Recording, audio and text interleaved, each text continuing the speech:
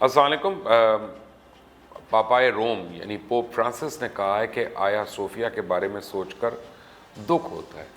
انہیں سینٹ صوفیہ کے حوالے سے گہرا افسوس اور دکھ ہے۔ ترکی کی طرف سے آیا صوفیہ کو مسجد میں تبدیل کرنے کے فیصلے نے پوری دنیا کی مسیحی برادری کو گہرے دکھ اور رنج میں مبتلا کر دیا۔ آخر آیا صوفیہ میں ایسا کیا ہے جو یہ مسلمانوں اور عیسائیوں میں اتنی بڑی اہمیت کا حامل ہے؟ مسلمان آیا صوفیہ کے قسطنطنیہ پر قبضے کی ایک نشانی اس کو سمجھتے ہیں۔ حضور صلی اللہ علیہ وسلم کا فرمان ہے کہ تم قسطنطنیہ ضرور فتح کر لو گے، اور پس بہتر امیر اس کا امیر ہوگا اور بہترین لشکر وہ ہوگا۔ یہی وہ فرمان تھا جس نے ہر دور میں مسلمان فاتحین اور سپہ سالاروں کے دل میں قسطنطنیہ فتح کرنے کا عزم پیدا کیا رکھا۔ قسطنطنیہ کا قدیم نام بائزنٹائن تھا، لیکن جب 330 عیسوی میں رومن شہنشاہ کانسٹینٹن نے اپنا دارالحکومت روم سے منتقل کیا تو شہر کا نام تبدیل کر کے قسطنطنیہ کر دیا گیا، جسے عربوں نے قسطنطنیہ بنا دیا۔ جب سلطان محمد فاتح نے اس کا نام اسلام بول رکھا، جسے ترکوں کے لیے بولنا مشکل تھا، اور اس کا نام بولتے بولتے بدلتے بدلتے استنبول بن گیا۔ اب 4 سے 13ویں صدی تک یہ شہر دنیا کی سپر پاور کا درجہ رکھتا تھا، اور اس دوران دنیا کا کوئی اور شہر اس کی برابری کا دعویٰ نہیں کر سکتا تھا۔ شہنشاہ جوسٹنیانو نے 532 میں ایک شاندار کلیسا کی تعمیر کا حکم دیا، اور وہ ایک ایسا چرچ دیکھنا چاہتا تھا جو انسانی تاریخ میں نہ بنا ہو اور نہ ہی کو بنا سکے۔ اس حکم کے بعد بنیادی ڈھانچے کی تیاری میں 15 سال کا عرصہ لگا، اور تقریباً 500 سال بعد یہ مسیحی دنیا کا سب سے بڑا کلیسا تھا، جس کا نام آیا صوفیہ ہیگیا صوفیہ تھا اور ہے، جو اس وقت ترک عدالت کی طرف سے میوزیم سے مسجد میں تبدیل کرنے کی وجہ سے پوری دنیا کا مرکز بنا ہوا ہے، اور آنے والے دنوں میں اس کا بڑا چرچا ہونے والا ہے۔ اس کی تفصیل میں ذرا آپ کو آگے بتاتا ہوں، لیکن اس مسئلے کو سمجھنے کے لیے اس کی تاریخی اہمیت کو جاننا بہت ضروری ہے۔ مسلسل حملوں کے باوجود مسلمان 900 سال تک قسطنطنیہ کو حاصل کرنے کی جدوجہد کرتے رہے، اور قسطنطنیہ کی فتح کے لیے کئی حملوں میں جلیل القدر صحابہ کرام اور اہل بیت بھی شامل رہے۔ مشہور صحابی ابو ایوب انصاری نے بھی اپنی جان یہیں پہ دی، اور ان کا مقبرہ آج بھی اس شہر کی فصیل کے باہر ہے۔ سلطان محمد فاتح نے یہاں ایک مسجد بنا دی تھی جسے ترک آج بھی مقدس مقام مانتے ہیں، جبکہ حضرت عمر بن عبدالعزیز، ہشام بن عبد الملک اور ہارون رشید جیسے خلفاء نے بھی اس شہر کو فتح کرنے کے لیے شاندار حملے کیے، لیکن قسطنطنیہ کسی سے فتح نہیں ہوا۔ 674 میں عربوں نے ایک زبردست بحری بیڑا تیار کر کے قسطنطنیہ کی طرف روانہ کیا، اور اس نے شہر کے ارد گرد محاصرہ کر لیا، اور 4 سال تک اس کو فتح کرنے کی کوشش کرتا رہا۔ 4 سال بعد 678 میں بائزنٹائن بحری جہاز باہر نکلے، اور ان کے پاس ایسا حیران کن ہتھیار تھا جس کا فارمولا آج تک نہیں پتہ چل سکا۔ اس ہتھیار کو گریک فائر کا نام دیا گیا، اور یہ جس جگہ لگتا تھا وہاں آگ لگ جاتی تھی، اور پانی ڈالنے سے مزید بھڑک اٹھتی تھی۔ اس آتش گیر مادے کو یونانیوں نے تیروں کے ذریعے پورے سمندر میں آگ لگانے کے لیے استعمال کیا، اور پورے بحری بیڑوں کو جلا دیا، یہاں تک کہ سمندر میں پانی کی سطح پہ بھی جگہ جگہ آگ لگ گئی۔ چنانچہ عربوں کے پاس پسپائی کے علاوہ کوئی چارہ نہیں تھا۔ 717 میں بنو امیہ کے امیر سلیمان بن عبد الملک نے قسطنطنیہ فتح کرنے کے لیے 2000 جنگی کشتیاں بھجوائیں، ان میں سے بھی 1 درجن بھی واپس نہیں پہنچیں۔ 2 دفعہ فوجوں نے کہ اس بھیانک انجام کے بعد عربوں نے 600 سال تک دوبارہ اس پر حملہ نہیں کیا، اور کہا جاتا ہے قسطنطنیہ ایک ناقابل تسخیر شہر تھا، اور اس کے 3 طرف سمندر اور خشکی کی جانب 14 میل لمبی ایک فصیل تھی، جس پر 170 فٹ لمبے برج تھے، اور اس کے اندر ایک اور فصیل تھی، یعنی ڈبل دیوار تھی، اور اس کے درمیان 60 فٹ چوڑی اور 100 فٹ گہری خندق تھی۔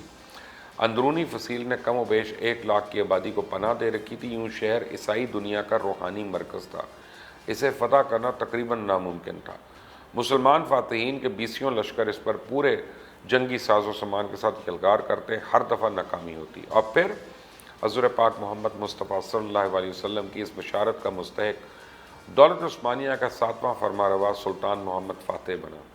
29 مئی 1453 کو رات کو آدھا پہر تھا، اور دنیا کے اس قدیم اور عظیم شہر کی فصیلوں اور گنبدوں پر توپوں کو گولے برساتے ہوئے 47 دن گزر چکے تھے۔ وہ نہ صرف فصیل کو کئی مقامات سے توڑنے میں کامیاب ہو گئے، بلکہ خندق کا ایک بڑا حصہ بھی بھر چکے تھے۔ اسی دوران تمام خطروں کو نظر انداز کرتے ہوئے سلطان محمد اپنی فوج کے اگلے دستوں تک پہنچ گئے، اور انہوں نے قسطنطنیہ پہ حملہ کرنے کا حکم دیا۔ یہاں تک کہ سلطان محمد فاتح نے قسطنطنیہ پہ اپنا جھنڈا لہرا کر مسلمانوں کا 1000 سال پرانا خواب پورا کیا۔ شہر پر قبضہ کرنے کے بعد سلطان نے اپنا دارالحکومت اور نہ ایڈرین سے قسطنطنیہ منتقل کیا اور خود اپنے لیے کیسر روم کا لقب منتخب کیا۔ آنے والے اشروں میں اس شہر نے وہ عروج دیکھا جو ماضی میں اس کی پہچان تھا۔ سلطان محمد فاتح نے اعلان کیا کہ جو اس شہر میں بسنا چاہتا ہے وہ آ جائے، اس شہر میں گھر اور کھیت ملیں گے۔ صرف یہی نہیں، اس نے یورپ سے بھی لوگوں کو کانسٹینٹینوپل آنے کی دعوت دی تاکہ شہر کی رونقیں پھر سے آباد ہوں۔ اس نے شہر کی تباہ شدہ بنیادی ڈھانچے کو دوبارہ تعمیر کی، پرانی رہنوں کی مرمت کی اور سیوریج کا نظام بنایا۔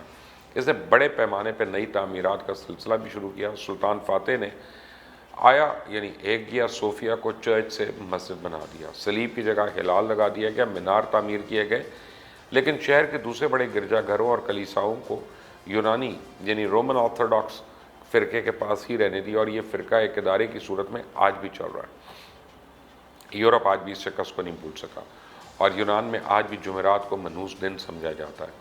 29 مئی کو جمعرات ہی کا دن تھا۔ 1453 شہنشاہ جوسٹینیانو نے قسطنطنیہ میں ہیگیا صوفیہ کی تعمیر میں 150 ٹن سونے کی مالیت کے برابر خزانہ خرچ کیا، اور اسے چرچ آف وزڈم بھی کہا جاتا ہے۔